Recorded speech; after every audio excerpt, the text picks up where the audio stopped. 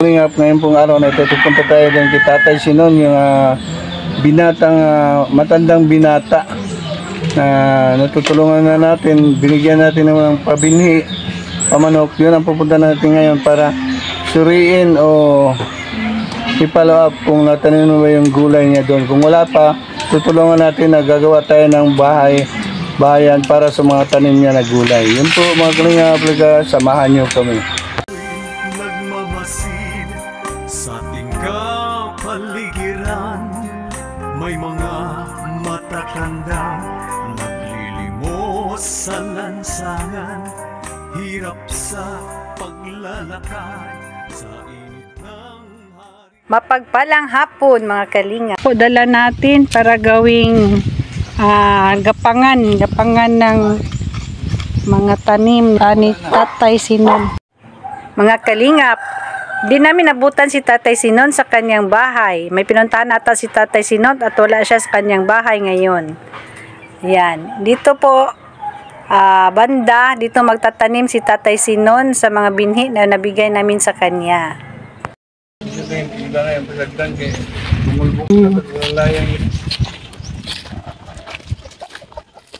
Ito po ang bahay ni Tatay. May iwan na manok, isa na lang. Baka kinatay yung isa. Magdadaro. Lugyan na kung mawawa na rito. Hindi na po nga lang dito pawawan guys. Saan man ni Dang ato ni sandig Dang? Sandig na ato diha. Dari lang.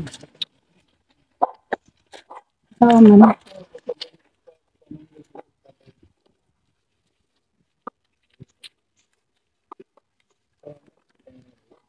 Yan si Jade. Diyan na lang oh. Kakuan. Para.